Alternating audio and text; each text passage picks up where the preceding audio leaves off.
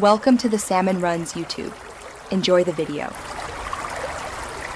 In this video, I will explain how to fix your PS5 controller not charging. First, let's start with the basics. Carefully inspect your USB charging cable for any signs of wear or damage. A faulty cable is a common culprit. Next, ensure the charging port on your PlayStation 5 console or dedicated charging station is clean. Dust or debris can prevent a proper connection. Finally, try a different USB cable and a different charging port to isolate the problem. If the cable and port aren't the issue, let's try a power cycle. Turn off your PlayStation 5 console completely, then unplug it from the power outlet for at least 60 seconds. This can often resolve minor glitches. After that, locate the tiny reset button on the back of your controller, near the L2 trigger. Use a small, pointed object, like a paperclip, to press and hold it for 5 seconds to perform a hard reset.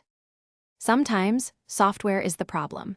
Connect your PS5 controller directly to your console with a USB cable.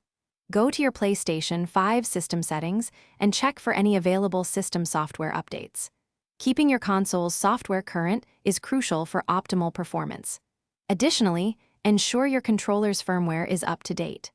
Outdated firmware can sometimes lead to unexpected charging issues, so always keep everything updated for smooth operation. If your controller still isn't charging, consider alternative methods. If you own a dedicated PS5 charging station, try using that. It provides a consistent power source. You can also attempt charging the controller via a computer's USB port or a wall adapter, ensuring it's a reliable power source.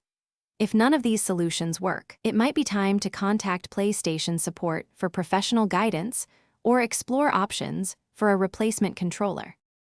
Thanks for watching. Consider subscribing if we helped you.